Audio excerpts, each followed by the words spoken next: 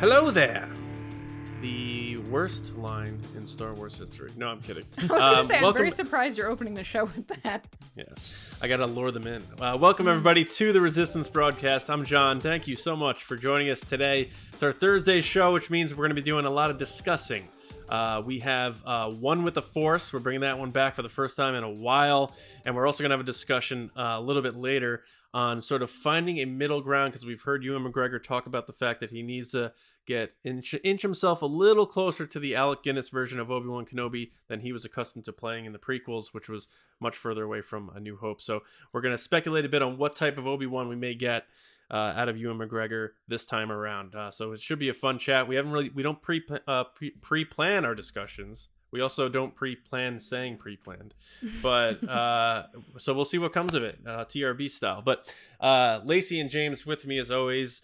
Gillerin, you are the type of person who does not hesitate to state that Ewan McGregor and Obi-Wan Kenobi are the greatest of all time. So you're just excited to get more Obi-Wan as it is. Yes, I can't wait to see more Obi-Wan Kenobi and more Ewan specifically. I love him. But again, like, this is a show that I didn't know I wanted until we got it. But then as soon as they announced it, I was crying. Like, I'm just so excited about this show because here on the podcast, we talk a lot about actors being excited to be in their roles and what people are saying. And for years and years, he's been asked about it. And he had I'd love to come back. I'd love to come back. And then you find out for years he's been lying because he had to about being able to be Obi-Wan Kenobi again and how excited he is to do it. It's just, you can't help but be so happy for him that he gets to continue on a role that he had a blast doing in any of the behind the scenes footage that you watch. So I'm excited to see him again.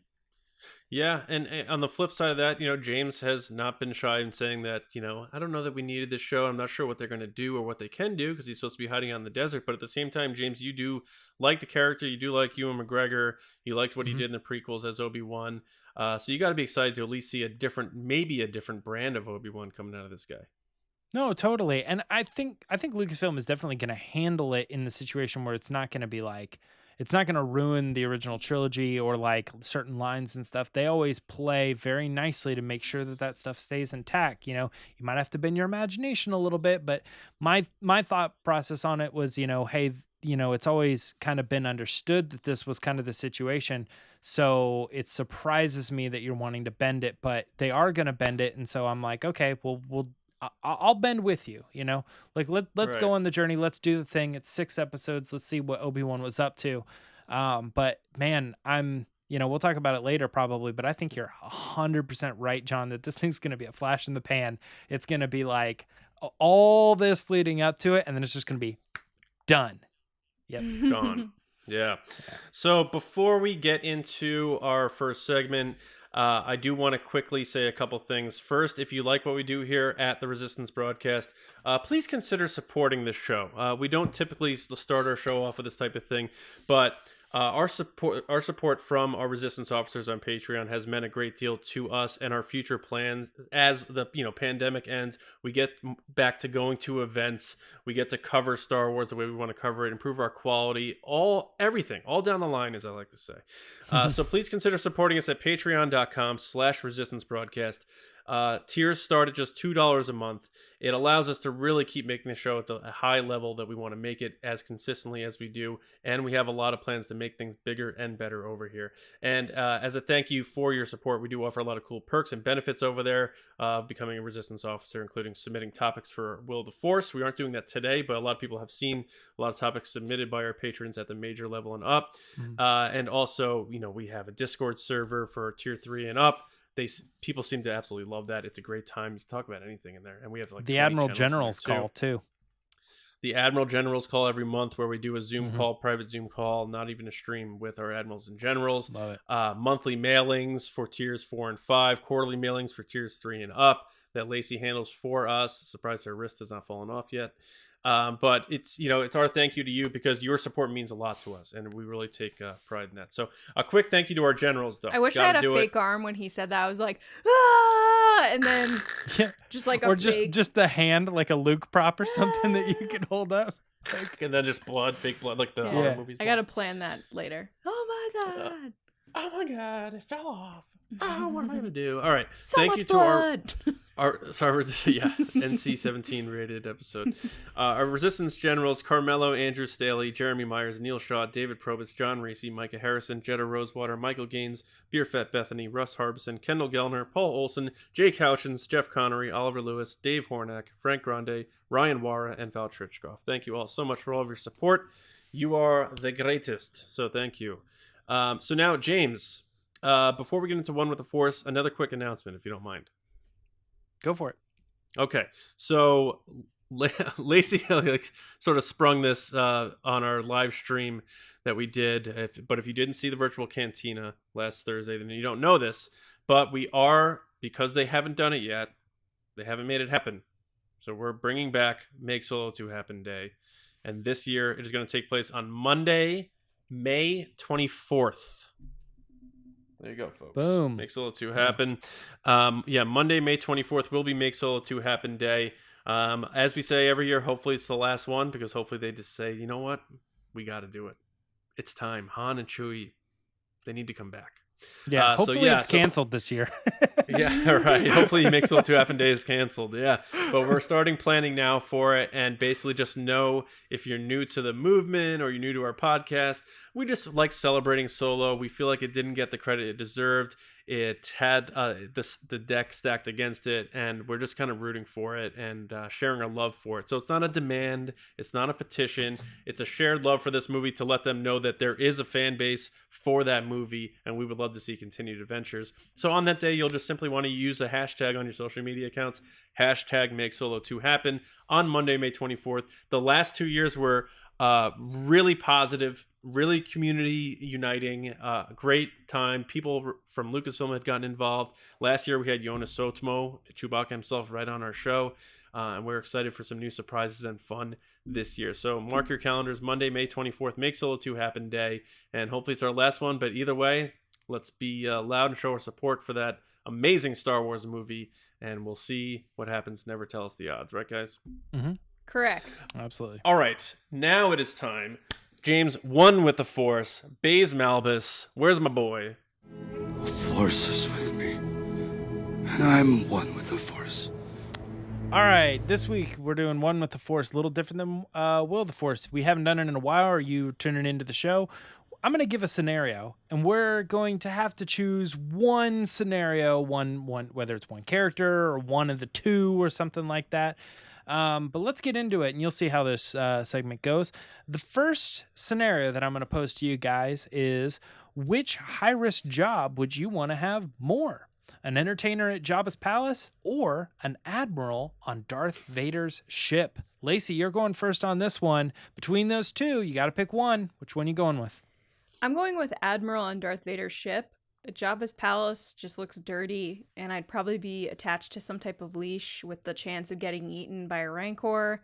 Therefore, I'm going Darth Vader's ship. Okay.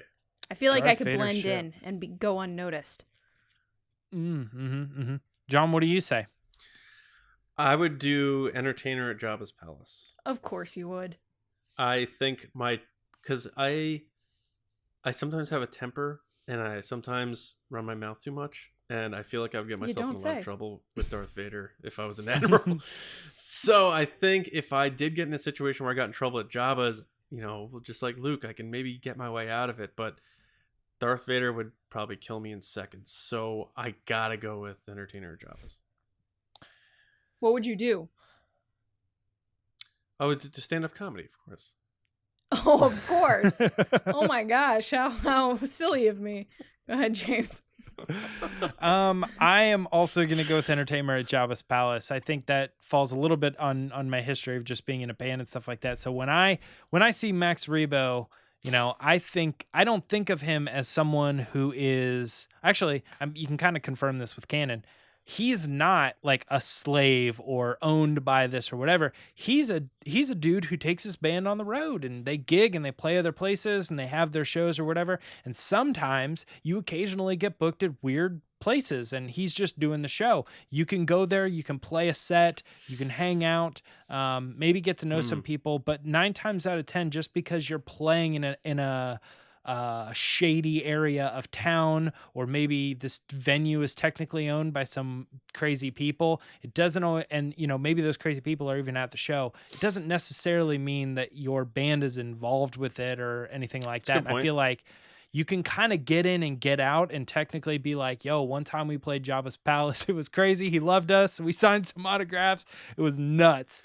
I could just see James like showing up and just pushing Max Rebo out of the way and just taking over the keys. Yeah. I mean, yeah, we've definitely played areas where we're like looking out the windows. We're like, okay, so those crack addicts are definitely having sex on that mattress. And I need to walk past them to get through the door to backstage. Yeah. So it's like, I'm just going to wait for a few more minutes. Yeah. It's just, sometimes it's some weird stuff. If James, if James ever gets involved with some sort of like Prada reunion show, I will do anything in my power to make it so that you show up on stage in a Max Rebo outfit. Oh, great. Yeah. Oh, great. Moving on. No. I mean, he's the keyboard player, so it makes sense. Yeah. All right. Next scenario here. You gotta choose one, guys. Name a non-human sentient Star Wars species that you would like to see have a significant role in Star Wars. One of the main characters doesn't have to be the lead. I don't know what that means.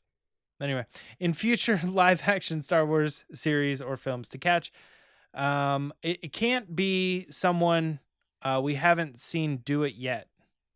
John, this is really weird. No, you're reading it weird. The catch is one we haven't seen do it yet. Do it yet. So show up. Yeah. To have a lead role. Oh, to have a lead role. Okay. Well, we know where we're at, guys. You know what I'm trying to get across. He's basically saying, like, don't pick Chewbacca. Yeah. Yeah. Even though he was one of the main characters, he wasn't a lead. No. Even though these characters... This is a weird question. Anyway, go ahead, John. Give your answer. John, you know what you want to say. I'm actually curious what Lacey thinks about this. No, I'm asking you first. Go. Your turn.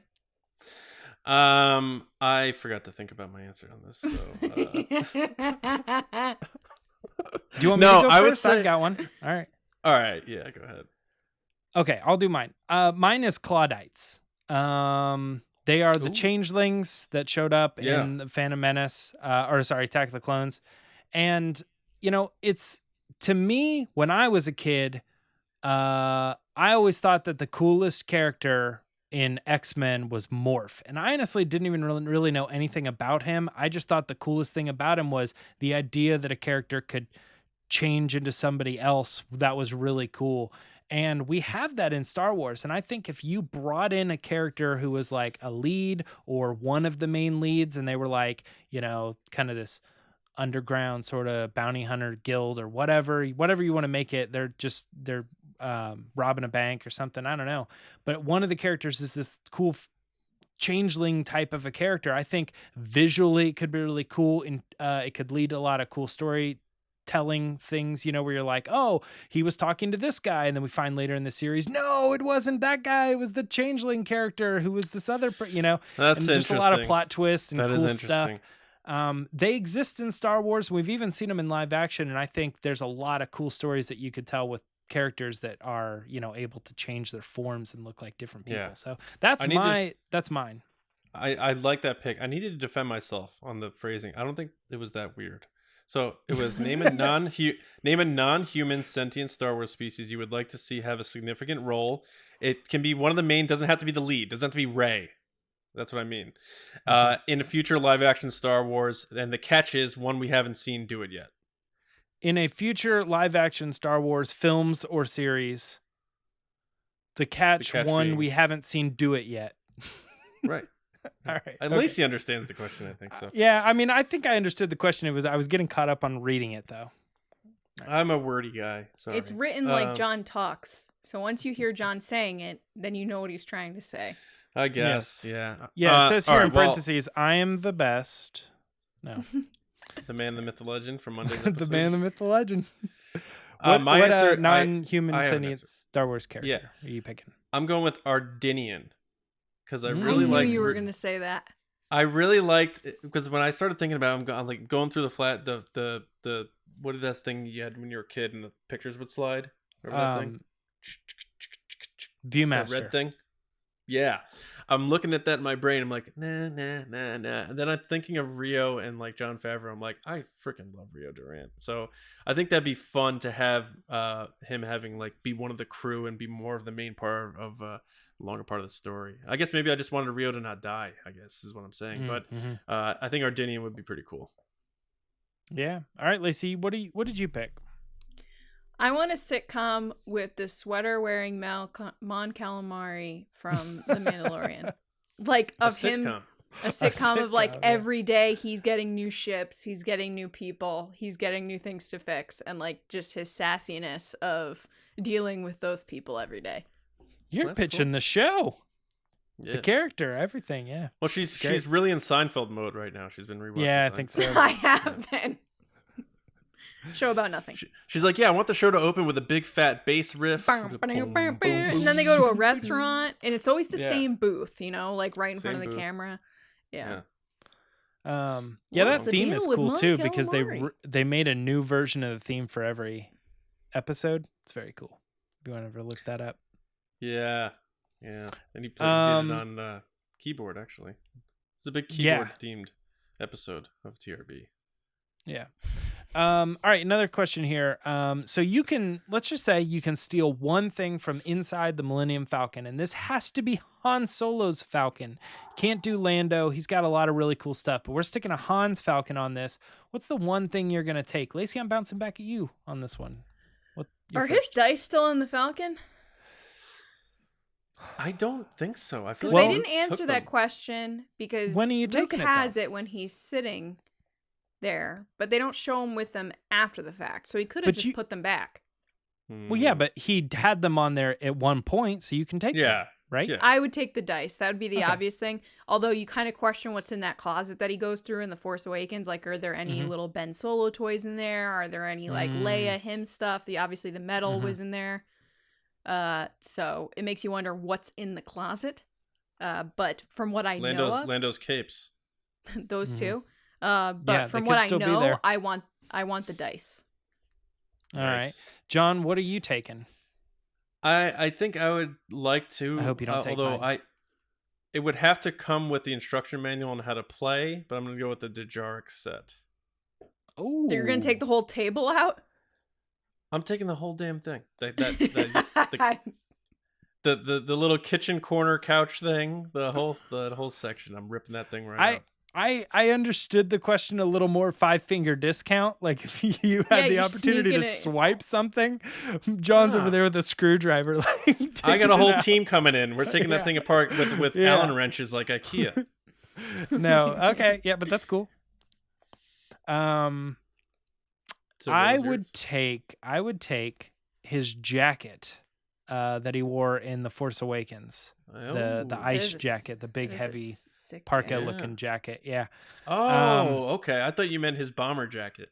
No. The only tricky thing is he does leave that in Starkiller Base. But see, the thing is like we're kind of playing with the timeline. Yeah. Like we know that jacket was in the Falcon as long as at one it's point. in the Falcon at some point. Yeah. Sure. That works. Sure. That's a good pick. That looks like a nice jacket. It does look like a nice jacket. It reminds me a lot of the ones that they wore on Hoth during the crew jackets, and stuff. And I always think those are really nice. Those are made by Columbia, I think. They put those out, and they're always like $700 or something. I'm like, holy cow! So if I could swipe one, I'd be like, yo, this is Han Solo's like winter jacket for Starkiller and stuff. Yeah, so that would be mine. That's the one thing I'd 5-finger discount, if you will. All right, one more for One with the Force this week before we get into discussion. Many fans want to see Ahsoka and Luke meet. So name another pair of Star Wars characters you would like to see meet if they were able to meet in a scene of some sort. So John, this one's going back to you. Who are two characters you'd like to see meet up? Kira and Leia. When she's younger? No, just it doesn't have to be in canon. Just like I used to love Han Solo, you love Han Solo. Let's trade notes on figuring this guy out. Like just see how that interaction would go. Because this is a hypothetical. This isn't like a when who was when. But I followed canon, but no, I it's fine. Yeah, I think that would be an interesting, very interesting thing. I also I don't know who I was talking to about this, but it would have been so funny, and they can't do it because it's obviously the original trilogy was made first. But if when Han gets unfrozen and he's like, "Who are you?" Yeah. and she goes, "Someone who loves you," and he goes, "Kira." Yeah. She just knocks him out. Yeah. But yeah, no, Kira and Leia meeting and I'm not saying fighting over Han or anything like that, but just kind of like seeing what that interaction would be like would be interesting to me. All right, Lacey, did you stick to canon? Yeah, I'm gonna go with my pick as of the past year, which is Rey and Ezra Bridger. Mm-hmm. I actually thought you might pick that, honestly, just because you've talked I've said about it a bunch so of times. I really want them to meet up in a later trilogy, episode 10, 11, 12. So I think Ahsoka Rey is also cool. Yeah. Mine's a little weird. I was kind of trying to think of something that you maybe could see in live action that might be kind of neat. And so I thought, all right, well, we got Rogue Squadron coming up. That movie is happening. And then I think there's a good chance that we might see Wedge Antilles in that series. And I thought, all right, so who would I like to see also in that series? It's like the young hotshot pilot. What's a movie? You said not series. Well, yeah, but I mean, you know, that thing coming up. And I thought Kaz. I thought that would be really cool. I'd like to see Kaz from the Resistance make the live action thing, and for him to be involved with Rogue Squadron would be really neat. Now, I don't necessarily know that this big director is going to be like, she's probably going to want to create, 5 new characters that are totally hers and probably not utilize a character, especially as like a lead.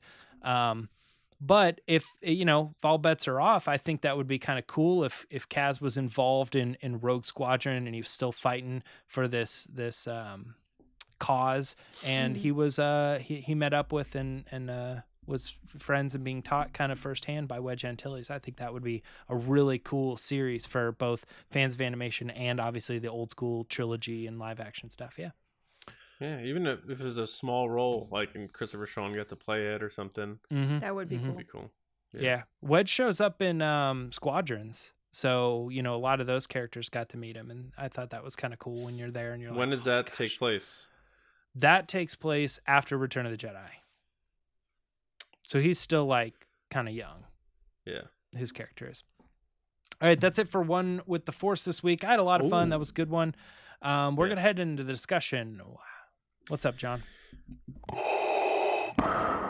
Obi-Wan once thought as you do.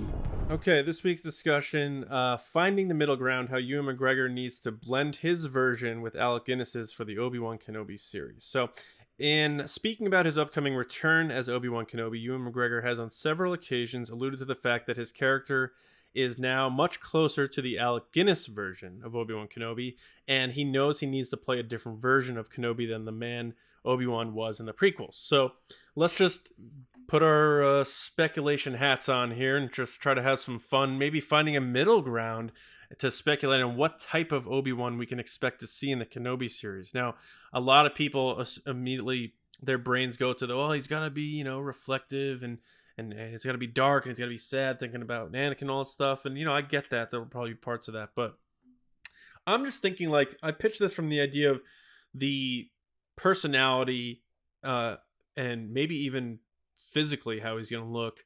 Like, what Obi-Wan are we getting here? Because, like I said, he has mentioned a few times, I got to start channeling Alec Guinness a little more now. Mm-hmm. This isn't the young Obi-Wan, because even in Revenge of the Sith, he wasn't that old.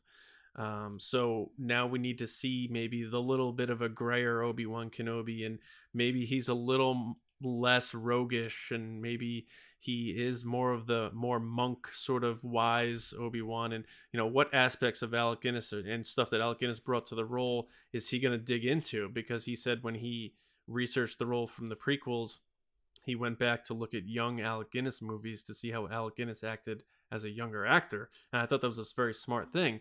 But now he can go back to more of the root and maybe do a little bit of research on his New Hope portrayal, and that'll be more okay now.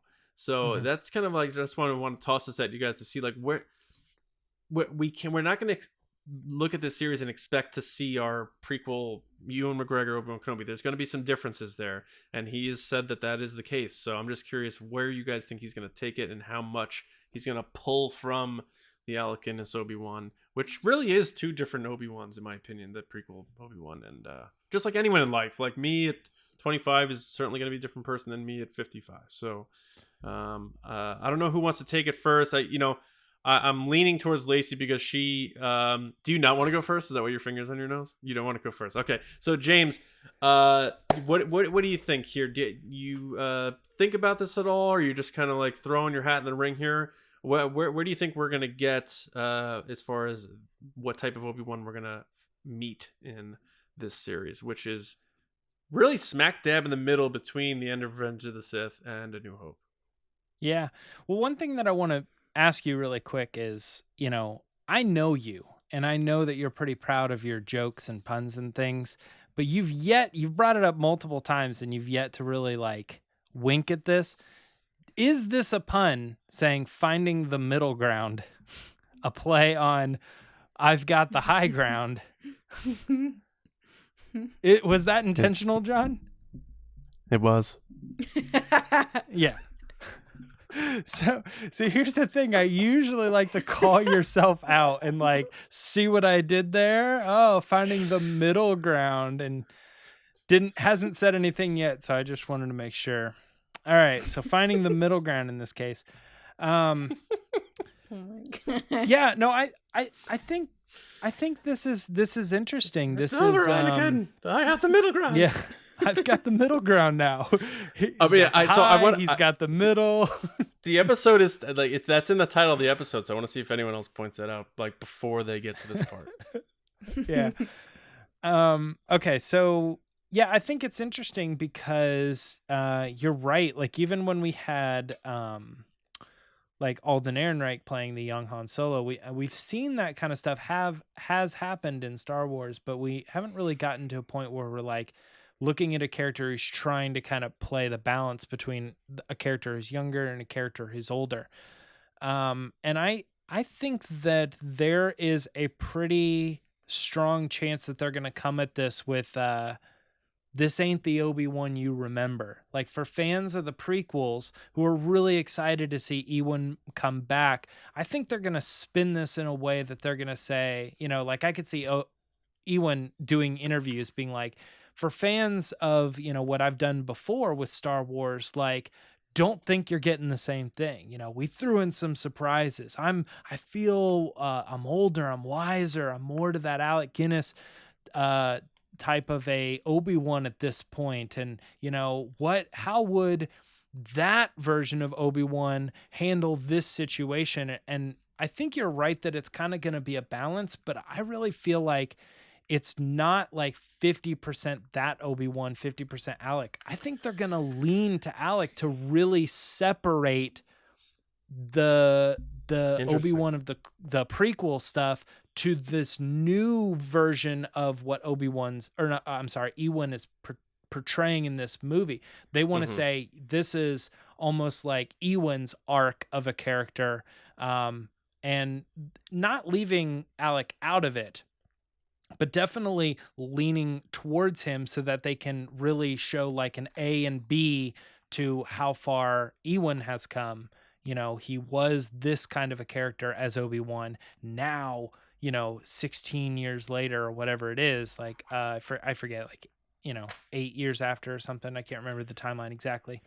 But yeah, long after the fact, this is where he's at, and this is how much closer to the prime Jedi you recognize, in the original trilogy. He's come, instead of just saying like there hasn't been a lot of growth.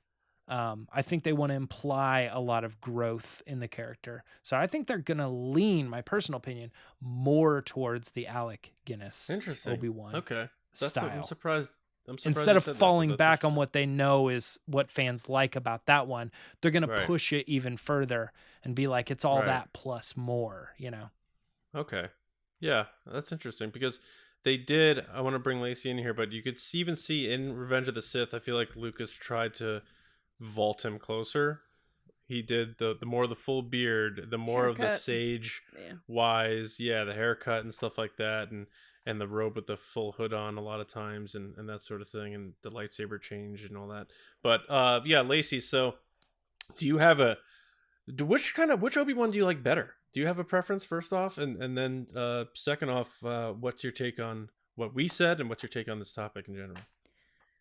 I don't really have a favorite Obi-Wan Kenobi, only because there are two different periods in his life. You kind of touched on it a little earlier, John, where you're like, well, when I'm 25, I'm not going to be the same I am at 50-something. Yeah. So I think it's hard to compare two awesome performances from two different actors at two different periods of time in a character's life.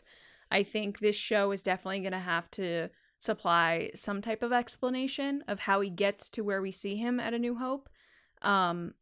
And I'm drawing comparison here to like Solo's Star Wars story or Luke and Last Jedi. Like, you meet these characters, and Solo especially, he starts as one character, and by the end, he's a completely different character from the experiences that he's had.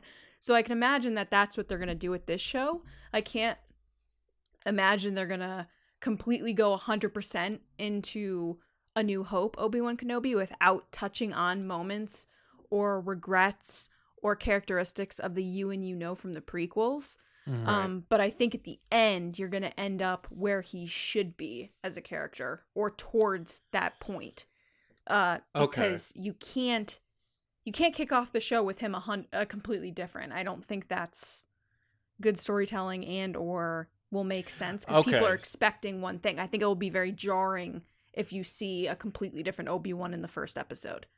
That's a great point. So you think the first episode of this, we're gonna see a certainly different Obi-Wan Kenobi from like since the 10-year gap there, but throughout those 6 episodes or whatever it is, there's going to be another change happening to when you get to the end and point. Glimpses back to the Obi-Wan we know from the prequels, whether it be through flashbacks or through interactions with Qui-Gon and Yoda. One of the biggest differences, I think, in the Obi-Wan Kenobi in terms of Obi-Wan's personality, and not even so much how each actor portrayed him, is Obi-Wan is way more mysterious in A New Hope and guarded. And you see that at the end of Revenge of the Sith. He gets to that point where he's more like, I'm now on my own. He's got the hood up and he's off into the sunset. That's absolutely what you get at the end of Revenge of the Sith. So it's easy to see where they're going to go, but it's still a big chunk of time that they have to cover with this show, in the sense of they have to explain how he got from point A to point B in this 6 episode arc. Yeah, so Obi-Wan, like in the prequels, I feel like is kind of, they're saying, I believe 6. Yeah. They're kind of like, in the prequels, he's more of like matter of fact. Like, this is how it is. This is the deal. And then with Luke and stuff in A New Hope, he's very like tricky with his wording and how he presents things and the whole, we rely on our certain point of view and all that stuff. So I wonder if, like you say, we're going to just see that become a thing throughout this miniseries, or if we're gonna meet Obi-Wan and be like, wow, he really is, he presents himself and prevents things he believes in a much different way than he used to. I think he has to, because the Obi-Wan you see in the prequels is someone that's living a way that he's always known, and by the end of the prequels, he's in a completely different situation. Everyone he knows is basically dead, and he's not in hiding and his whole belief system has been rocked. So the one you meet in A New Hope is not the same person you see in the prequels, only because it's like he's had to adapt to this situation of, I have to be guarded. Whereas before he didn't have to be. He had a support system of the whole, Jedi temple. Yeah, I mean, stuff like that. That's true. Yeah, I understand the point of saying like, okay, well, first episode, you're kind of going to get a prequel Obi-Wan, but then by the end of it, we're going to show you how he kind of turned into this. And, you know, if there ever was a time in Obi-Wan's life when he kind of went from being more like this to being more like this, if it was during this adventure or this week, you know, or whatever, the 6 episode time frame, that's probably the most important. So we're going to show it to you. And that leads to what you're saying, Lacey, that we're going to see this version at the beginning and get to that version at the end. The only thing that hangs me up on that is, again, kind of what you're saying is, I think we had the prequel Ewan McGregor, and then Revenge of the Sith happened. And you know that event is the event that turned him into the Alec Guinness one, because after he walks away from all that stuff, you are like, oh man, he's pretty wrecked. He's probably a completely different Jedi. He's probably a different understanding of the Force and what it all means. And he probably did that in the first, you know, years. I can't imagine it's 8 years or decades later he goes through this one change over a week or, you know, a couple months or whatever they want to say the time frame of the show is. I don't think it's that's the why same I think that change happened as like a Solo, which is what, a week or something, a couple days. Yeah, I'm not saying that you're not going to see that kind of transformation, but I'm saying you can't have a completely different like Luke Skywalker type character episode 1, because it's going to be very jarring to the people that aren't diehard fans that don't understand all the. But and it could just be certain, and I understand, but they did that. It could be certain parts of him, though. It could be certain parts of him that evolve in this series, like Lacey says. Sure. And some parts of him that the 10 years that have taken place that we haven't seen yet, it's changed habits. So there's like certain elements, different parts of your personality. Some evolve at different times and for different reasons. Yeah. And everything he goes through in Revenge of the Sith, it still doesn't explain him being by himself for 10 years. Yeah. It doesn't? Like, I don't think the guy he makes at the end the devotion of to watch over Luke. Right, but the guy at the Revenge of the Sith, yeah, he's been through all these things, and yeah, you see the change, but he still had a support system in place when he left. Whereas now he's literally on his own. Yeah, well, that's where Qui-Gon's going to come in, I think, because the whole thing of like, you know, into hiding we must go until the time is right, sort of thing, and it does that mean until Luke is a teenager? You know, like maybe they'll explain that, but it's going to be interesting to see, and this is speculation, but I think we all are pretty confident that Liam Neeson's showing up as Qui-Gon Jinn here to teach him how to become one with the Force and all that. To see an older Obi-Wan, because it's like, it's a kind of that morbid thing in a way where like if people lose their parent at a young age and then they become older than their parents were, and they're like, I am in that age now that my parents never saw, or something like Dale Earnhardt Jr. being older than Dale Earnhardt now or whatever. But like Obi-Wan Kenobi is going to be older than Qui-Gon Jinn now. And maybe he will talk to him now more as a peer than as master, you know, and that sort of thing. And that exchange could be very interesting now in this series when it happens, which my guess would be Qui-Gon's only going to show up for one big scene. No, I agree. I mean, I don't know how you're exactly peers when you're still human and trying to learn more about the Force, and you're talking to an entity who is completely made of the Force and has been there for a very long time. Figured it out on his own, yeah. Yeah, I mean, it's pretty. Yeah, I understand what you're saying though, and I think the Qui-Gon thing is interesting too, because Qui-Gon believed Anakin to be the chosen one, was very dead set on it. And the Obi-Wan that is out in the desert who kills Maul, and when Maul asks, do you believe the person you're protecting is the chosen one? He says yes. So Obi-Wan thinks it's not Anakin, and it is in fact Luke. So a conversation between Obi-Wan and Qui-Gon Jinn is pretty interesting at this point. We're starting to get into speculation on the series and less so much about the Alec perspective, but that's you can't avoid that. But you do have to remember that when the prequel Obi-Wan was training Anakin, he was under the assumption this whole time that because Qui-Gon believed it, I believe it too. It's Anakin, I'm raising the chosen one.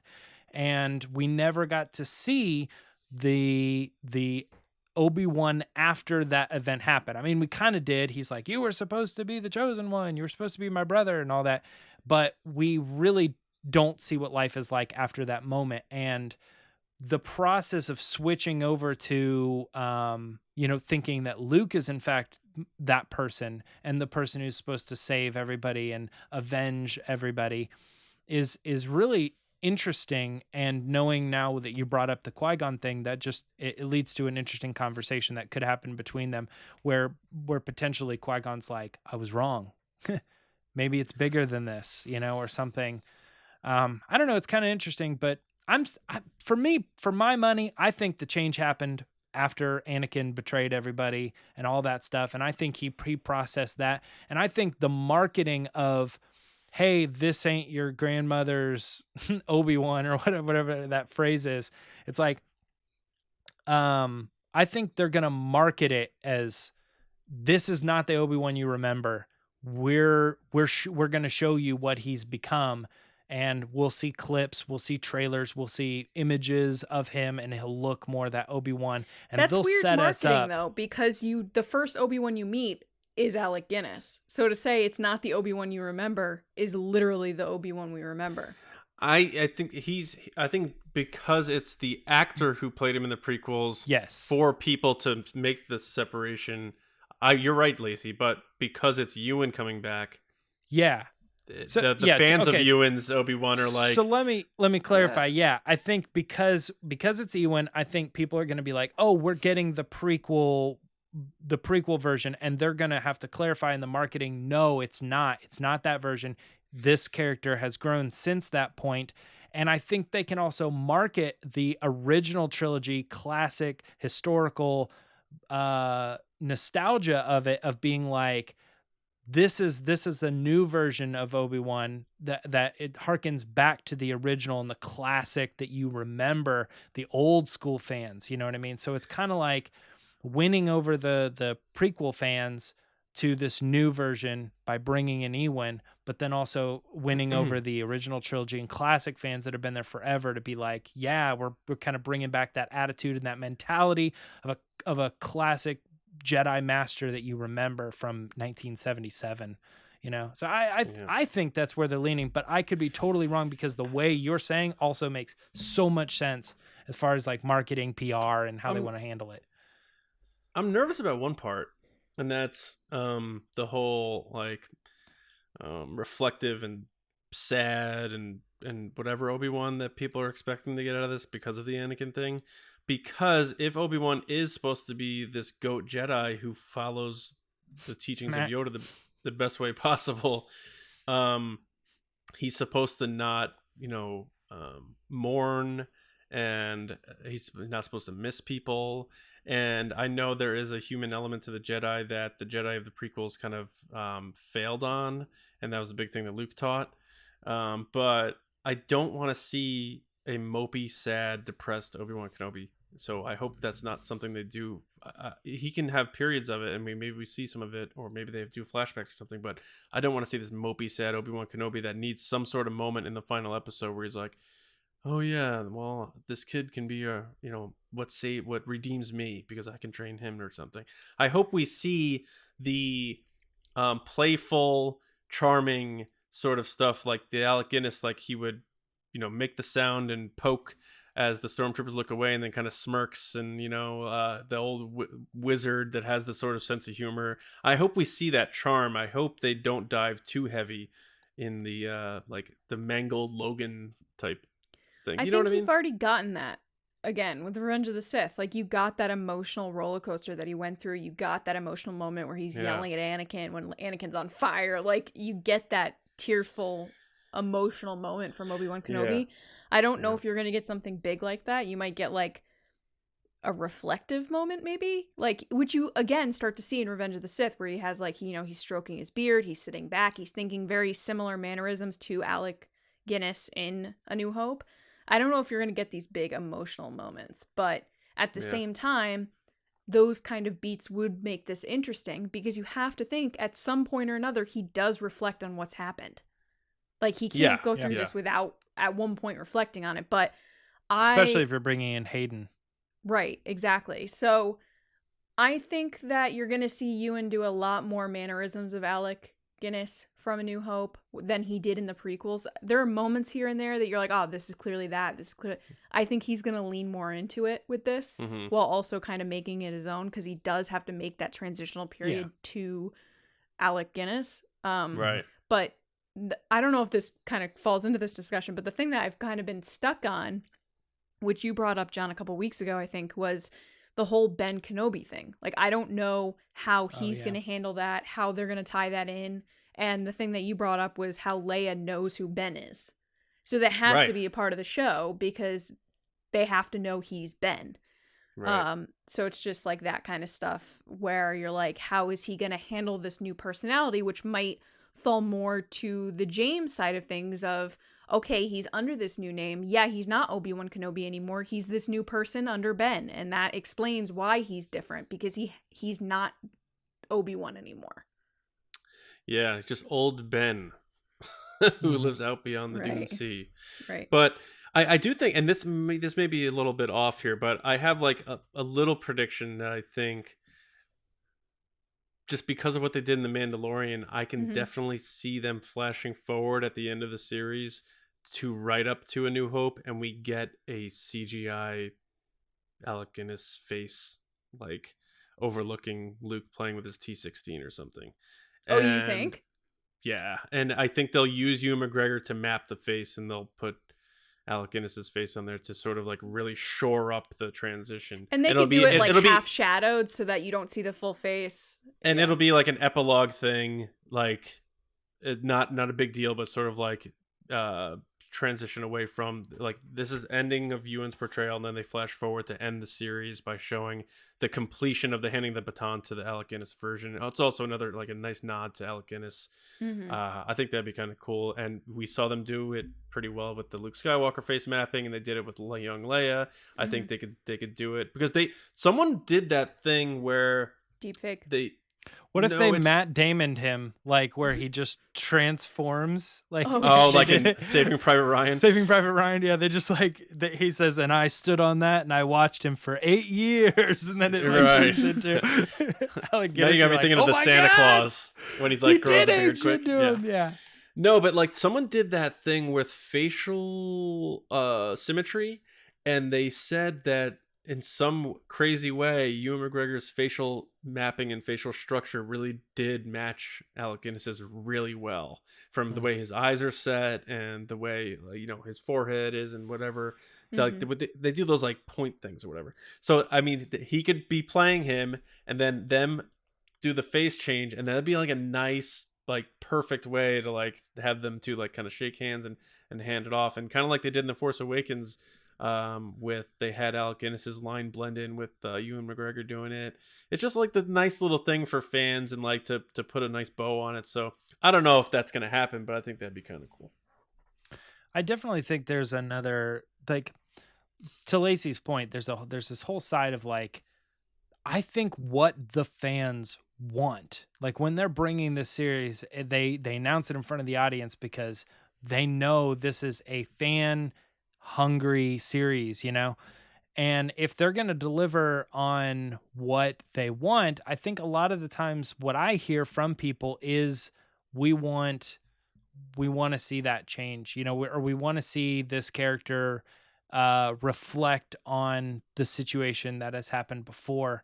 And it's cool if he ends up like the Ewan or the Alec Guinness version, but I think, like, a fan-led thing, what am I trying to say here?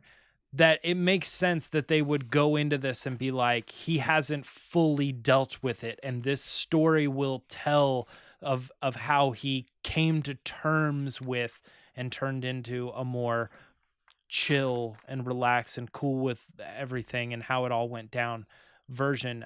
Because I think that, like, tormented, it wakes up in the middle of the night sweating Obi-Wan, having visions of how he failed the Chosen One and all this.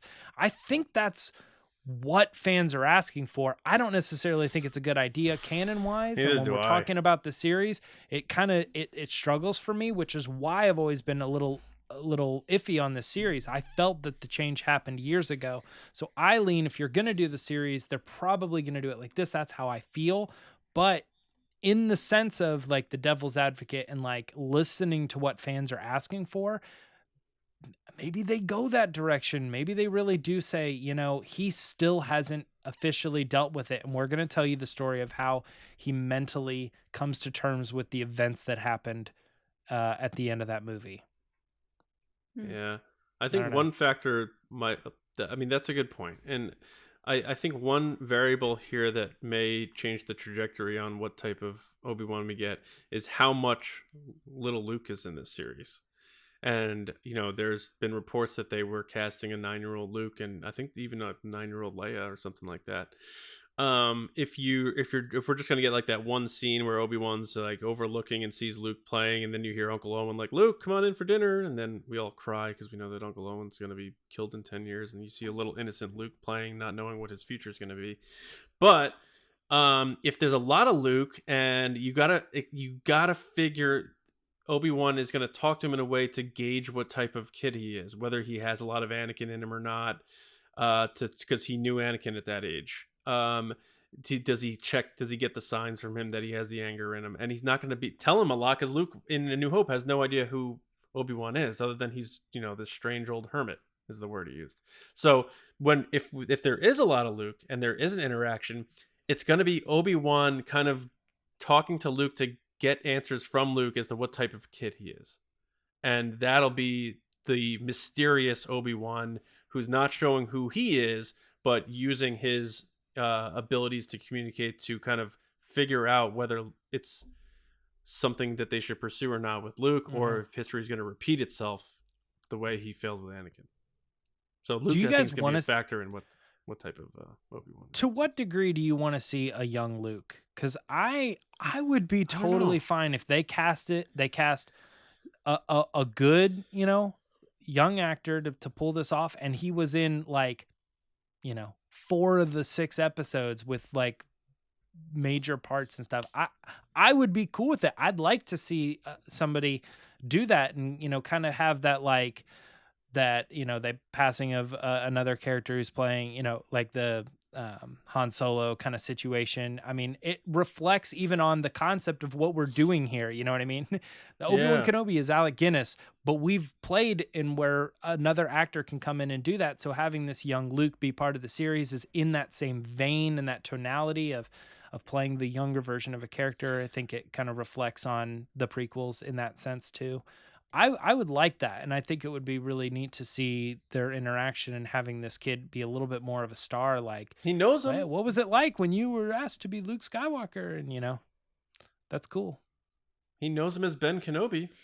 Yeah, I don't know how I feel about that, though, because when we meet him in A New Hope, he knows Ben, but he knows of Ben. It's not like a solid relationship, let's play catch in the backyard, I know Ben. So I don't know how I feel about, like, a bunch of Luke in the series. I could see him being here and there, like, oh, there's, like John said, there's a glimpse of him here, or maybe he runs into him once one-on-one, but I feel can't like see Luke it being has like met a him in bigger the piece. comics around that age. And that might be the case. I'm saying from my experience of watching A New Hope, it seems to me that he doesn't really know him that well. And he was happy to see him, but it doesn't mean he knows him well. Yeah. Right. The one thing is there's clearly something happened, and we've talked about this. Something happened between Revenge of the Sith and A New Hope that made Owen very nervous about Obi-Wan Kenobi. And like stay away from him type stuff. Yes. So that's the question. Like, what that event wizard's is just that? a crazy old man. Yeah.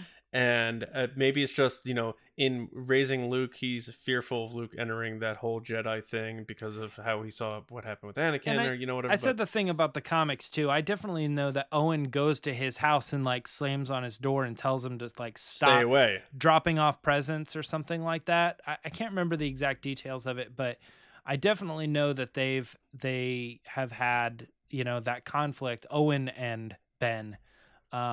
So I feel like you gotta exemplify this. This is what people are wanting in this series. You're gonna get Owen Lars. You're gonna get a young Luke. You're gonna get Ben in the desert, But what is Kenobi going to be passive in that sense, or is he going to be like telling Owen like you don't understand what this kid's purpose is for the future of the galaxy, like, or is it going to be one of those things like, okay, I'm sorry, like I'll stay away from him, but I'm still always watching, because clearly when he saves him from the Tusken Raiders, he like sensed that he was out there, and he went to go find him. So he's always like looking over Luke, and they'll handle it in a way so it's not like creepy, like I'm hiding behind this thing, but he's always watching over him. So I think it comes down to a lot of these factors and who's in what for how much as to what type of Kenobi we're going to get.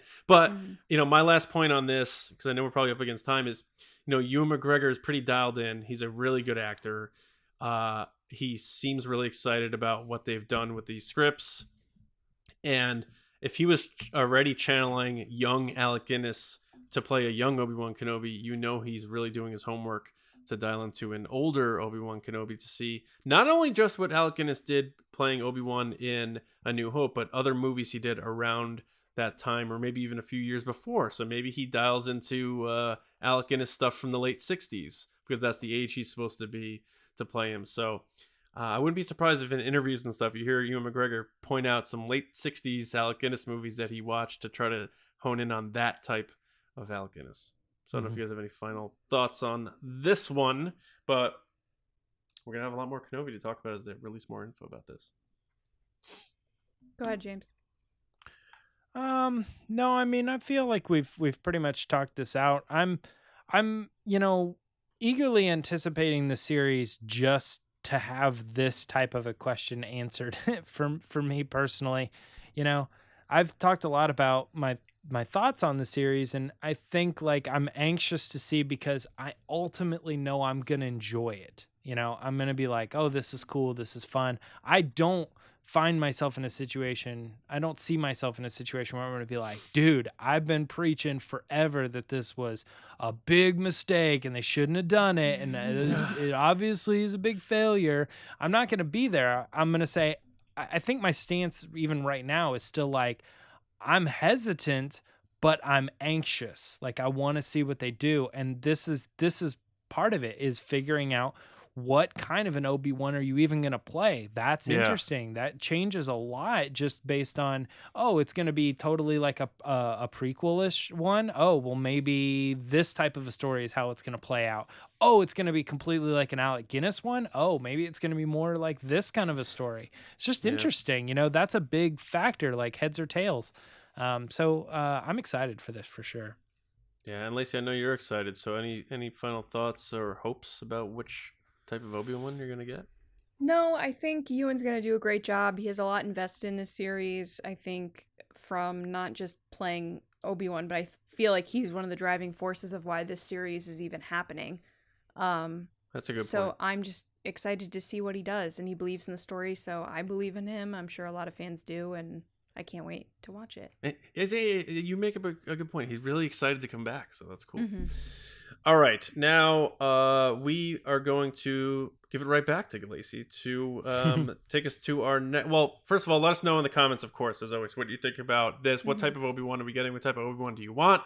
And let's keep that chat going, and we'll find out soon enough. Because, like James said before, that thing's going to be come and gone before we know it. All right, now it's time for our next segment, Lacey. What is the deal? Guys, it's time for Resistance Transmissions.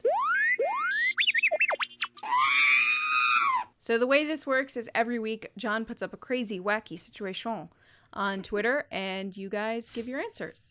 So you can follow us on Twitter at RBATSWNN and look out for the scenario. So the scenario is... Can't believe you've been saying situation for almost 3 years now. I know. And...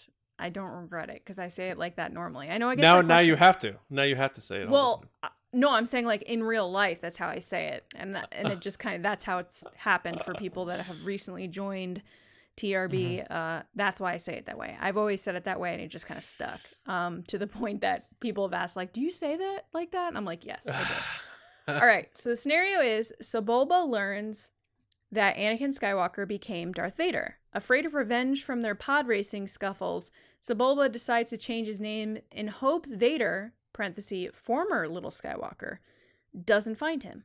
What does he change his name to? First up, we have Neil Lowry at Lowry Neil. Hey, Neil. And Neil said his new name is Sandy. Oh, that's good.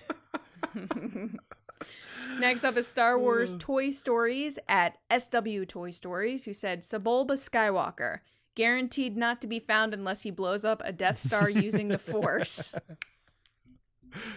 I see what you did there, point. Raymond. Next is Beer Fet Bethany at beer_fet. Hey, Bethany. And she said high ground. Because you can't Ooh. Next is next Well is done. Jerry at the Cannon Junkie. Hey, Jerry. Jerry said Bob Bulba Refrigeration. Bob Vance Refrigeration. Office joke. Hey, What kind of line Bob of work you Bulba, in, Bob? founder and CEO of Bulba Refrigeration. No, it's Sounds from a The little Office. bit more like the Bob Vance, no, I know. Vance Refrigeration. Yeah. Next is Jeff Englehart at JW Englehart. He said Ben Quadraneros. There you go. Anyone else? Yeah. Yeah. Next is Galandro 007 at Galandro 11, who said Sebulba Skywalker. Hold on. Galandro. Just pick a number. Yeah. Well, I think he was going for 00711. Maybe. What was it? What was his one? What? Sebulba Skywalker. Sebulba Skywalker. Oh, I didn't realize I put 2 Sebulba Skywalkers in the answers. It's okay. Next is Matt Skywalker at Jedi_adopted, and Matt said Jake from State Farm. That guy's always popping up everywhere. Next is Brian Ward at Brian E. Ward, and Brian said, hey, Brian. Brian said, Lava Burns McHigh Ground. Oh my God, Brian. And last but not least is Derek Neal at the real D_Neal Light Bulba. John's I don't get it. I don't get it. Yeah. What? It's a play on light bulb. It's just funny. Oh. Oh, Light Bulba. John got that real fast. Yeah. Guys, thank you so much for your answers. If you want to be on the show, make sure to follow us on Twitter at RBATSWN. And if you want to, also Instagram at The Resistance Broadcast. And you could be on the show. It's a lot of fun. And back to John. The light bulbs didn't go off in your head when that joke was read? Honestly, I took it as like, is it supposed to be like lightsaber, but he changed saber to light bulba? Yeah, and I'm that's like, what I thought. I don't know. Just a play on bulb. Yeah. Yeah. Which a lightsaber was the Flash, you know? So The camera you guys flash may had a not light have bulb in liked it. that joke, but I didn't say I dug didn't it. like it. I just didn't get it immediately. And yes, I just got your lame pun. Can you please end the show, please? My Doug pun? Because Yes. Sebulba's a Doug? Sebulba's a Doug. Oh. Yes, got it. Yep. I studied too for Schmodown. Go ahead. Oh, I just knew, I always knew Sebulba was a Doug. I just know my stuff. Okay. All right. Thank you everyone for listening and watching and being a part of TRB. Subscribe to the show on all of your podcast platforms: Spotify, Apple Podcasts, Podbean, Amazon Music, wherever you prefer to get your podcast, SoundCloud, or right here on the YouTube channel, youtube.com/Star Wars Newsnet videos. We appreciate that. If you are watching on YouTube, like the video, share it with a friend, leave a comment. Let's keep the good times rolling here. StarWarsNewsNet.com for all of your Star Wars news, reviews, editorials, information, and more. You can find me on Twitter at Johnny Hoey and writing and editing over at StarWarsNewsNet.com. And remember, set those calendar dates. May 24th, Monday. Make Solo 2 Happen Day is back, baby. Sadly. But hopefully for the last time. Lacey, where can people find you? People can find me. Oh, my ear thing's falling out. People can find me on Twitter and Instagram at Lacey Gillerin, where I talk about Star Wars and fun stuff. Nice. James? People can find me on Twitter and Instagram at Myra Trunks, trying to cancel Make Solo 2 Happen Day. That's the goal. It's the ultimate goal. Yeah. I don't want to use that. So, yeah, like we'll that. be back on Monday morning with another episode for all of you right here on the Resistance Broadcast. We'll see you around, kids.